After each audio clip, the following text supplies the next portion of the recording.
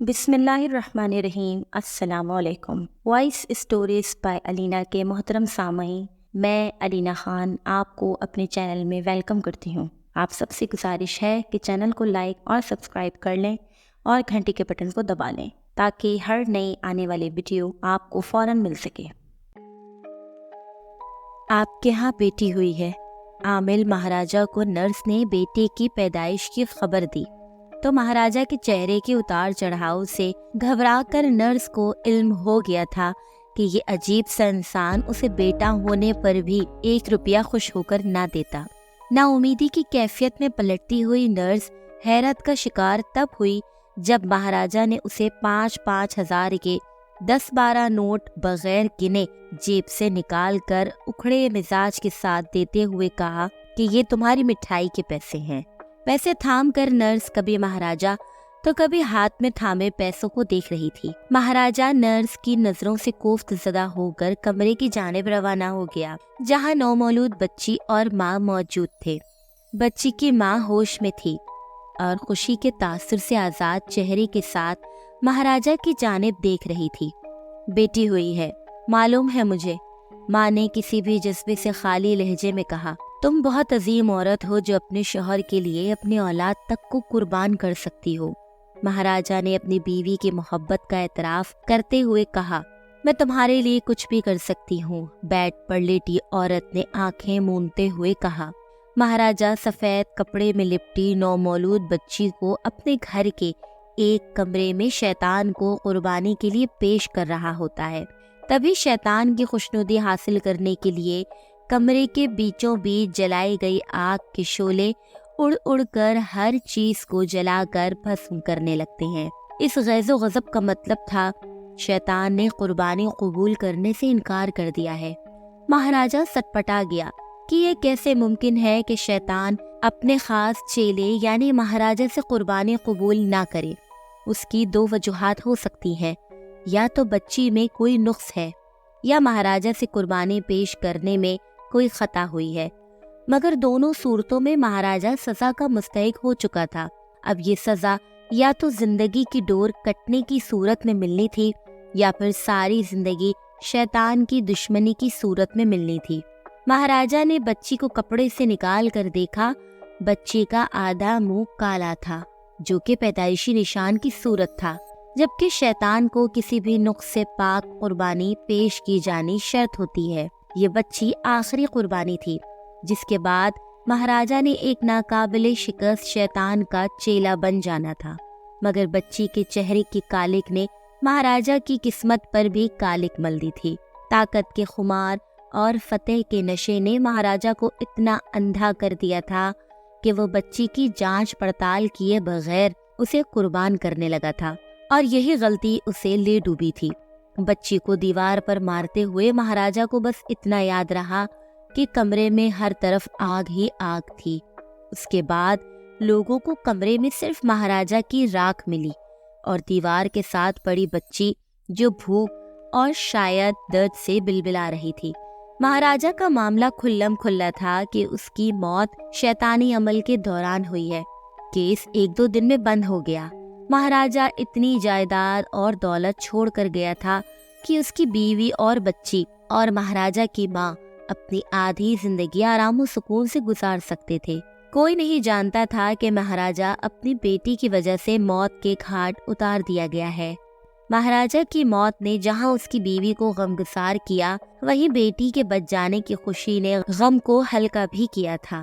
بچی اپنے باپ کی ہم شکل تھی، مگر چہرے پر موجود کالا بڑا سا تل اس کے آدھے نقوش کو ڈھانپ رہا تھا، جس سے ایسا لگتا تھا جیسے آدھا منہ بالکل کالا ہے اور آدھے چہرے پر ہی نقوش ہے، باقی آدھا منہ بغیر نقوش کے ہے۔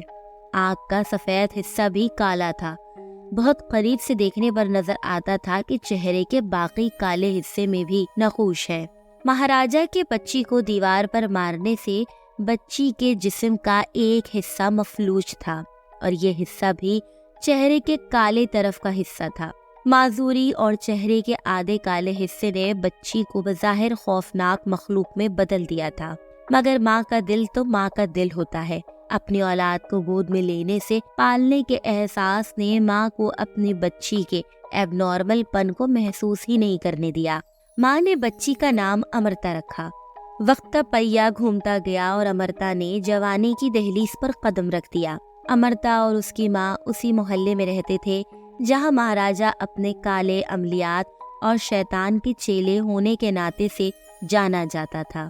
مہاراجا کی موت کے کئی سالوں بعد اب تک لوگ کالا علم کرانے کے لیے مہاراجا کی تلاش میں اس محلے کا رخ کرتے تھے اور پھر نا امید ہو کر لوٹتے تھے۔ امرتا اپنے باپ کے پیشے اور وجہ شہرت سے واقف تھی اور کالے عملیات کی جانب گہری دلچسپی لیتی تھی، مگر ماں امرتا کو اس جانب نہیں جانے دیتی تھی۔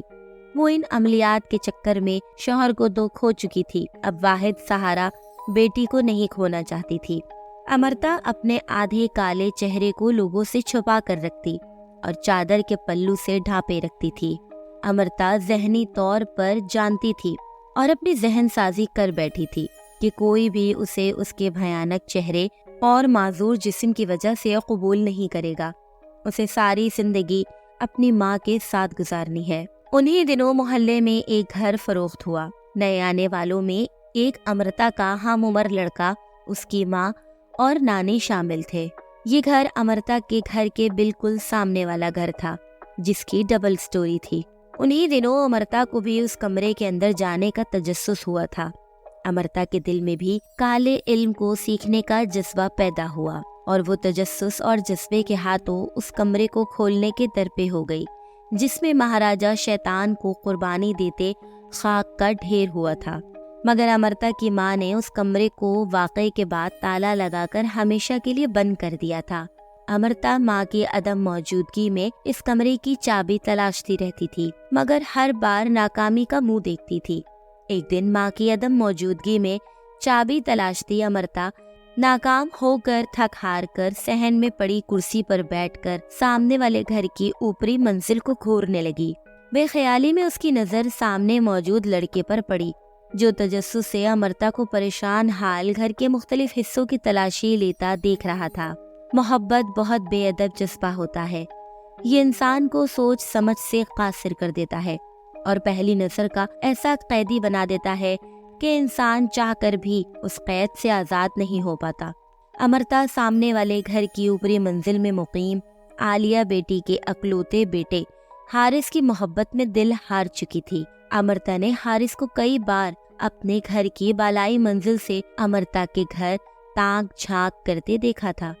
امرتا کی سوچ کا محور اب کالے علم کو سیکھنے اور کمرے کو کھولنے سے ہٹ کر حارث پر جم گیا تھا۔ محبت دن بدن شدت پکڑ رہی تھی۔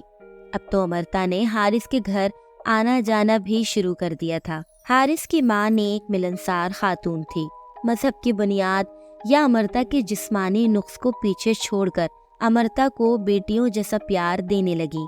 امرتا کا حارث کے گھر آنے جانے کا بڑھتا رجحان ماں کو کھٹکا تو ماں نے دو ٹوک الفاظ میں امرتا کو اپنے قدم روکنے کا اندیا دے دیا۔ امرتا نے ماں کی بات پر کوئی عمل نہیں کیا اور حارث سے محبت کی دلدل میں ہستی چلی گئی۔ حارث امرتا سے بات کر لیتا اور اس کے علاوہ امرتا کے لیے کوئی جذبہ نہیں رکھتا تھا۔ ایک دن امرتا کا خوابوں کا محل زمیں بوس ہو گیا جب حارث کی امی نے ایک کام والا قیمتی سوٹ امرتا کی جانب بڑھاتے ہوئے کہا، یہ سوٹ تمہارے لیے میں حارث کی منگنی کے لیے لائی ہوں۔ اگلے ہفتے حارث کی منگنی ہے۔ یہ خبر امرتا کے لیے گہرے صدمے کا باعث بنی اور امرتا بدحواسی میں حارث سے اپنی محبت کا اقرار کر بیٹھی، جس پر حارث نے اس کے سامنے اپنے اور سجل کی محبت کا اقرار کرتے ہوئے امرتا کی آخری امید پر بھی پانی پھیر دیا۔ دیکھو امرتا، میں تم سے ہمدردی رکھتا ہوں مگر محبت نہیں کرتا۔ تم اور میں کبھی شادی نہیں کر سکتے۔ تم ہندو ہو جبکہ میں مسلمان ہوں۔ مجھے تم سے محبت ہوتی بھی تو میں تم سے شادی نہیں کرتا۔ میں مسلمان ہو جاؤں گی اور اسلام قبول کر لوں گی۔ نہیں امرتا، سمجھنے کی کوشش کرو تم۔ مجھے سجل سے بے حد محبت ہے۔ میں تمہیں کسی صورت قبول نہیں کر سکتا۔ تمہارے لیے بہتر یہی ہے تم مجھے بھول جاؤ۔ محبت میں ہار کبھی آپ کو آگے بڑھنے کا حوصلہ دیتی ہے تو کبھی آپ کو برباد کر دیتی ہے اور کبھی آپ کو ایسے راستے پر لگا دیتی ہے جس کی کوئی منزل نہیں۔ آپ صحرا میں پانی تلاشتے تلاشتے موت کے منہ میں چلے جاتے ہیں، مگر پانی حاصل کرنے کا جنون آپ کو آخری سانس تک بے حال رکھتا ہے۔ امرتا بھی محبت کے تیسرے راستے پر چل پڑی تھی۔ آج اس نے کمرے کا تالا توڑ دیا تھا۔